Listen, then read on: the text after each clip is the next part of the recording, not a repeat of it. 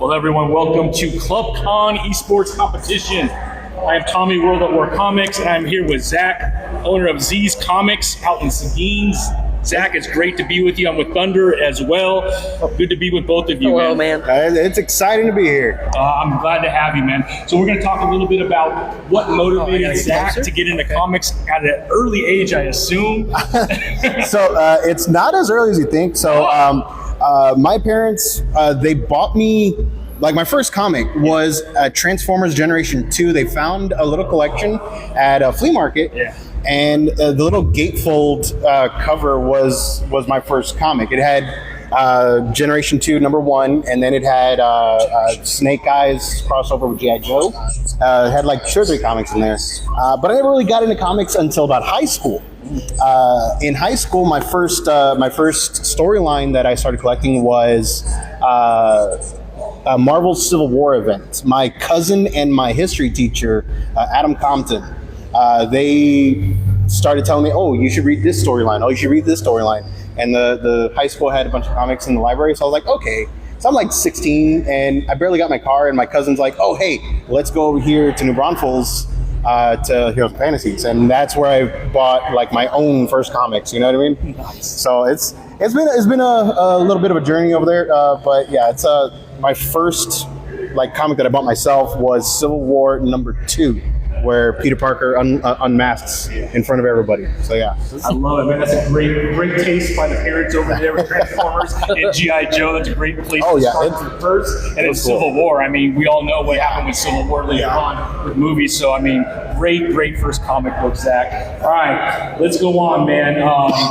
What was it about that comic that hooked you? Man.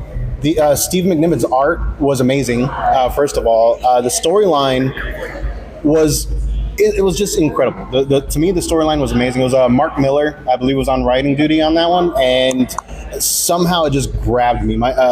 So my first comic that I bought, I already said #2, but my cousin had let me read #1, and that image of Captain America just like hanging on to the jet, going. Just land in the bushes, son. And like that caught me. I don't know why, because I wasn't really like politically motivated or anything, and that was a extremely politically motivated storyline, and somehow it just grabbed me. You know what I mean? I love that. All right. Did you ever imagine as a 16-year-old getting your first comic on your own that one day you would be selling comic books in your own shop?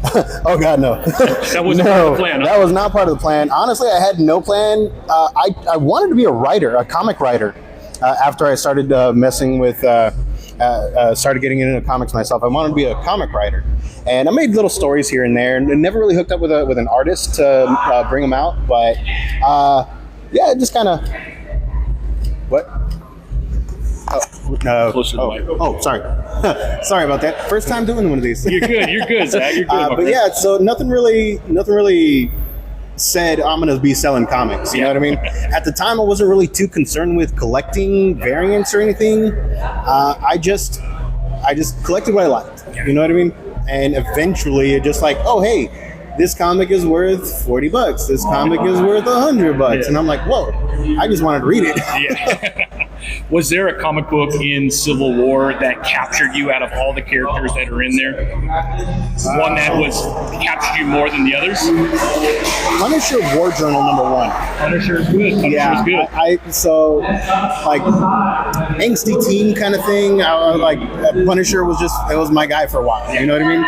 And to me, his inclusion into the Civil War storyline was fantastic. Yeah. And then later on, they actually expand on the Punisher's backstory a little bit more, his motivation, where he won't fight back against Captain America.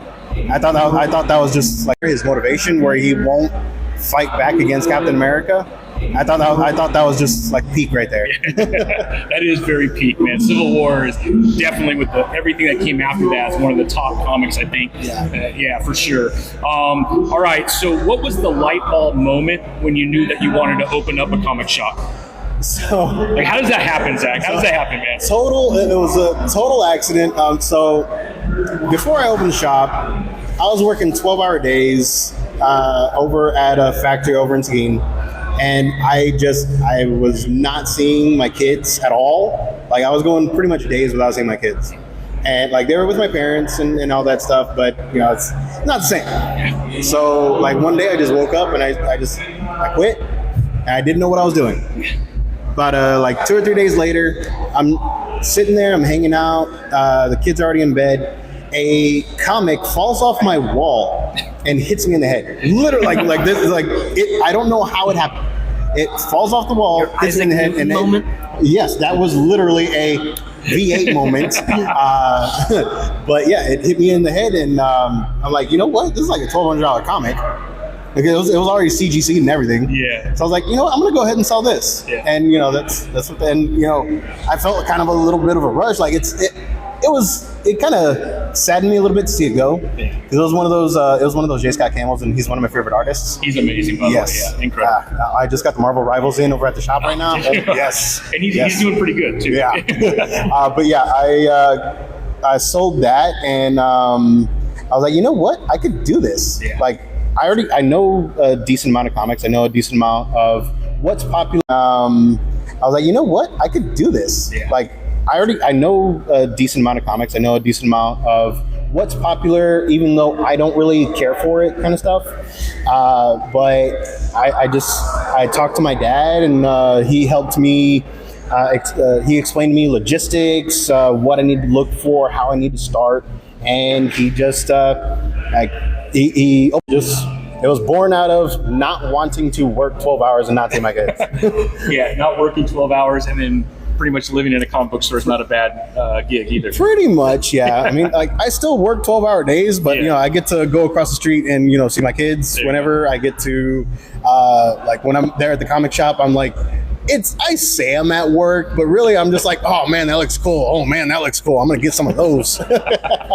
Yeah, I don't think I'd be very profitable if I was doing it myself. Oh man, it is a huge problem for me because I'm a collector still, and so I have a rule. If it sits on the shelf for 2 weeks, I'm gonna probably take it home. Yeah, that's a pretty good rule, man. Yeah, pretty good rule. I might have to push it to a month. All right, so obviously Z's comic comes from Zach, I assume. But how many names did you go through before you finally got to Z's comic? Did you have other names that you were thinking about? I did have a few other names that I was thinking about. It was, man, I honestly don't remember them, but I'm terrible at names. Yeah, I really am. And so my dad's store is Z's Toys and More. And I was just like, you know what? It's me. It's still my name. Z's Comics. Why not? And so I looked online to see if there was already a Z's Comics. Kind of. There is a Z comic lair over in Atlanta, I think it is. But like Z's Comics, no. So it was still open. So I was like, oh yeah, that's me. All right. So as you're starting to open up your store, what was the hardest part about opening the store? And was there a lot of fear jumping into this? Absolutely. There is definitely a whole lot of fear working for yourself. Yeah. Now, as far as jumping into it, it's for yourself. Yeah. Now, as far as jumping into it, it's the hardest part was I had to use my own collection as my first inventory. And you know, I spent about 15 years cultivating that collection, and it's a bummer, but it's really fun now because I'm probably going to be able to like start picking them back, like getting some of my collection that I wanted back eventually. But the problem is, a lot of the stuff I sold, they have gone on to become movies and TV shows. Yeah. And now they're like triple the price. Yeah. Which is like, oh man, now I gotta wait like 5 more years before I can be able to afford that one. Well, I mean, the collector's market, as you know, as an owner, has just continued to expand. Yeah. I feel like, I mean, it's always been there, but in the 90s with Image Comics and the explosion, I feel like the collector's market just went to another level. You still see it be pretty strong? Yeah, I really do. It's so around Seguin, around New Braunfels, we still have a pretty good amount of traffic, but I have seen people from Pearsall, Dallas, Houston, West Side San Antonio, far places for us, just come to Seguin for my shop. Like, why are you driving 4 or 5 hours to come and see me? It's a little. I'm not going to say it's weird, because if you know that you're going to find something cool there, yeah, I'm going to go there too. But like, it's kind of weird for me. You know what I mean? Like, oh man, you came all this way to see me. But it's so cool, man. Like, all the collectors from up there, they'll come to my shop and say, "Oh man, you still have this?" Yes. All right, like the blind bags. Yeah. You had on your stuff, you were opening the blind bags. Yep. I got a guy from far West Side San Antonio yesterday come in looking for it. And like, he had my number and everything, but he just wanted to make the drive, I guess. And he still ended up buying a pretty good amount of my variant and make the drive, I guess. And he still ended up buying a pretty good amount of my variants. Like, I was sold out. Like after you left, sold out. And like yesterday, he came in and he just got like he set a huge stack on the shelf on the counter, and he's like, "Oh well, I didn't get those, but here, ring these up." I was like, "Okay, all right, that'll work." And then I have a lovely family that comes in at least once a month. They come in and they sell on Whatnot, so they come in and find like hard to find stuff on at my shop, and it's just been fun. You know what I mean? Like, all the collectors, all the resellers. I don't care about resellers. If you want to buy something in my shop and resell it, I don't mind. Yeah. You know what I mean? I know a lot of people get mad about scalpers and everything. Man, I'm just trying to feed my kids. No, fair enough. And I love that honesty, and I would be in the same situation if I were you as well. What keeps you motivated, especially because obviously owning a business, there's ups and downs. How do you stay motivated through all that? Oh, man. My dad. Yeah. My dad, actually. He fast he turned around. Yeah, I know. He's over there right now. He needs to make sure it's good. Yeah. My dad is a pretty good motivator. My dad worked his butt off for a long time, and didn't let him get him down. And whenever I think about that, and I think about, like, I'm working 12-hour shifts, but I'm doing it half inside of a air-conditioned room. It's not so bad, you know what I mean? And then, my kids, I'm building the store so that way eventually, like, I don't have to work 2 jobs. I'm building the store so that way eventually I don't have to work the 2 jobs, and, every now and then we can go and take a trip or something. Hopefully. I love that. Well, Andrew, if you're not shopping at Z's Comics over in Seguin, get over there. That's where I get all my comic books, so I got my pull list and everything. It's a bit wonky right now. Are you We're able to nail down what your proudest moment so far has been as a comic book store owner? Doing our best over here. Honestly, right now, when Mr. Elton came in and asked me to be here, and then he started talking about me having a panel, I was like, oh man, it's kind of exciting. Kind of like, I don't know. To me, that was a proud moment. Thank you. And so, as a comic book fan, you've been reading since you're 16. Like you, I've been reading from a young age. What do you think? Like, what type of a role do you think comics can play in people's lives today? Escapism. Yeah. There's stuff to get you down. Comics are a great way to just decompress. Reading in general is a great way to decompress. And I think it's just one of the coolest ways to do it. You know what I mean? Solid teachings too. Yeah, solid teachings too. I mean, great power, great responsibility kind of thing, obviously, and, just things like that in general. Yeah. That's why I learned to do the splits. Responsibility kind of thing, obviously, and, just things like that in general. Yeah. That's why I learned to do the splits. Yeah, actually, yes, that is how he became motivated to do the splits. This man is training to be the top pick for DC's Nightwing. That is not a joke at all. He is straight up trying to get to be able to do his own stunts. That'd be amazing. Follow him on TikTok. Well, how do you follow Thunder? Thunder, what's your at?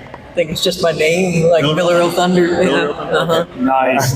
Very, very silly with it. Yeah. I'm not serious and, at that all goes on for there. Comics, and it also goes for anime. I know we have the Anime Alliance of Austin that will come up next, but both of those are great things for escapism. So I love that. That's why I love comic books as well. So I definitely relate to that. How do you choose which comic books as well? So I definitely relate to that. How do you choose which comics to sell in your store? Like, how hard is it to build the proper inventory for your customers? Man, you're you know that tagline for Tony Stark, you got to be a futurist, right? You got to figure out what's going to be popular 3 months from now, because that's when your FOCs are due. 3 months before it even comes out, 2 to 3 months before it even comes out.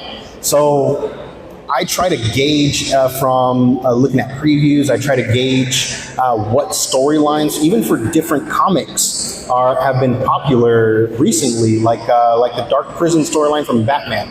Anything, if you like the Dark Prison story from Batman, you're probably going to like Blood and Thunder from Image Comics. You're probably going to like Battle Beast from Image Comics. So when my Dark Prison storyline sold out, I knew that type of story. So when my Dark Prison storyline sold out, I knew that type of story was what I needed in the shop. You know what I mean? Yeah, so constantly looking at your consumers, what they're purchasing. Like, how do you hold all that information in when you're doing your orders every week? Tracking inventory and all that kind of stuff? That is a fantastic question. I will let you know when I get the hang of it. Spreadsheet. That is a fantastic question. I will let you know when I get the hang of it. Spreadsheet. Spreadsheets, actually. Like, everybody that comes in and opens up a subscription, I immediately add you to a spreadsheet. That's the easiest way I can do it. And that just gets me to my minimums. Yeah. And then I have to figure out, okay, do I think that this is popular enough to get more in the shop than what people are asking for? Right? And I ordered a total of 25, right? A total of 25, no, I ordered 27 of those things, right? Which is a lot for my shop at the moment. So I have one left. And it's great. It's great that I was able to do that, but I have to figure out what's popular. And I totally underordered on Exquisite Corpses. Yeah. Like that's a pretty good one. Like we did a quick review. I'm going to upload it later on today to my to our YouTube. And but yeah, I totally underorder on that one. It's fantastic. Sometimes that's a good problem to have, though, right? Because you create excitement. Yep. Just trying to find them without overpaying now is probably going to be a little more difficult, right? Yeah, exactly. All right. As far as young readers, like, what are some really great comics for a young reader getting into comic books for the first time? Like, where do you like send a new reader to start in comics? I mean, so many universes. Like, how do you choose that? So that right there depends on the age of the reader. So, like, if we're talking toddler or like kindergarten to 3rd or 4th grade, I would hook them up with some Teen Titans Go, because it's silly, it's irreverent, but it's not mature. You know, like it doesn't have that. It's not even a rated T for teen. So yeah, I would definitely recommend like Teen Titans Go for that age. Young adults, I would still stick with DC with the Cami Garcia Teen Titans series. They're only released as graphic novels, but they're good like young adult storylines, and you know I enjoy them too. They're fantastic writing. I can't remember the artist's name, but they're fantastic artwork. And anything Spider-Gwen. Yeah, Spider-Gwen is fantastic for young readers. I love Spider-Gwen stuff. I love it. What advice do you have for someone who wants to start a comic business? Oh man. Or anime, that goes for both. Yeah. If you have a storefront, rent. Yeah. Rent is everything. Okay. Like I am super lucky. Rent. Yeah. Rent is everything. Okay. Like I am super lucky. I am super lucky to be in the situation I am. but rent can kill you. Rent before anything. Rent before anything will kill your shop. Figure out how much your utilities are, everything like that, and then you have the problem of how do I get people through the door? How do I get my name out there?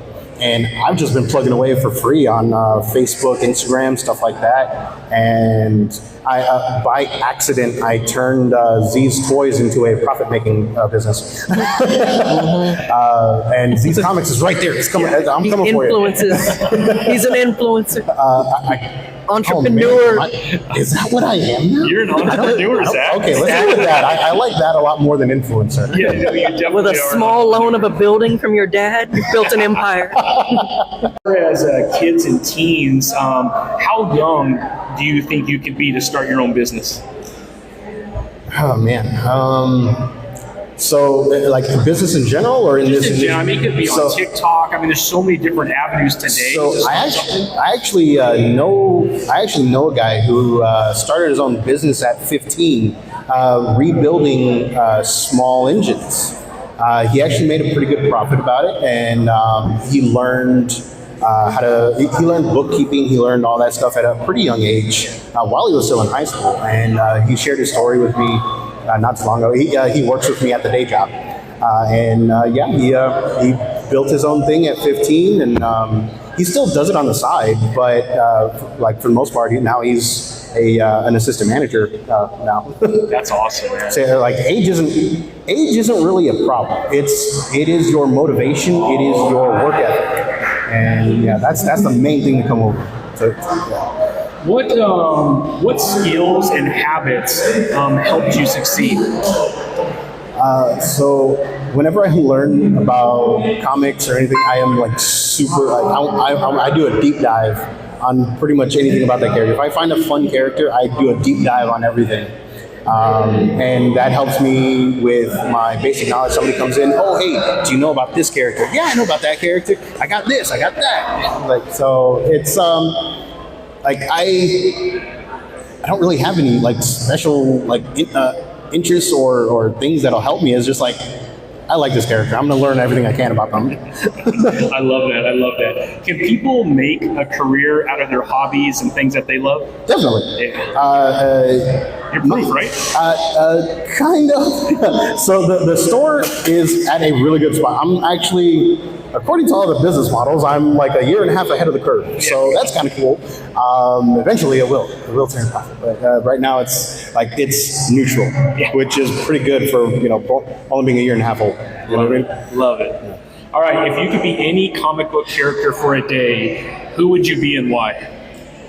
Streaky the cat. Streaky the super cat. Yeah. Yeah, he's a cat. First of all, cute, cuddly. All everybody expects him to do is just hang out in the sunbeams. Yeah, so Streaky the cat. Love it. I'm not even a huge fan of Streaky the cat. It's just I want to be a cat in general. Just nobody, you don't need to do anything. Yeah. You just sit there, look cute every now and then. Somebody gives you pets and a treat. Fair enough. All right, Zach, how can people follow you on social media? And then let us know where they could find Z's Comics out in Seguin. So our physical location is 1513 North Heidecke Street, Seguin, Texas, 78155. To find us, you can find us on Facebook under Z's Comics. That is Z''S Comics. On Instagram, it's ZS Comics Seguin, one word, which is also our TikTok and our YouTube channel. So you can find us pretty much everywhere. I repost our links for everything pretty much every week.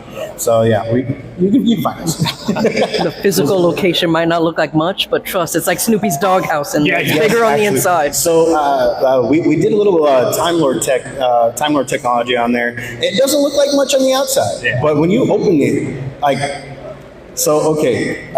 made the Doctor Who reference, but this is exactly how it goes. People come in, they got the let's see what this is look, and then they open the door, and immediately their eyes get wide, and they go, oh darn. And it happened again this past Thursday. Somebody comes in, they're like, oh cool, a toy store. And then I was like, okay, do you like comics, manga? Yeah, I like comics, manga. They go into my shop in the back, which is a refurbished storage room. and his eyes just went, whoa. Like he actually said, "Oh, expletive," but but yeah, I always love hearing that. Well, everybody, Zach, Thunder, thank you for joining us today, man. If you love comic books, if you love manga, head over to Z's Comics out in Seguin. Really appreciate you, Zach and Thunder. All right, thank you, Thomas, and we'll see you next week, I guess. Yeah, every Wednesday, my friend. If I can be there, I'm there. All right. All right, everybody. Thank you, everybody.